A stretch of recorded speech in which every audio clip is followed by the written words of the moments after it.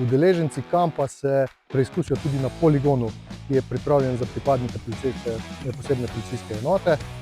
V tem poligonu imajo več ovir. Ena od pozicij oziroma nalog je tudi streljanje z službeno pištolo.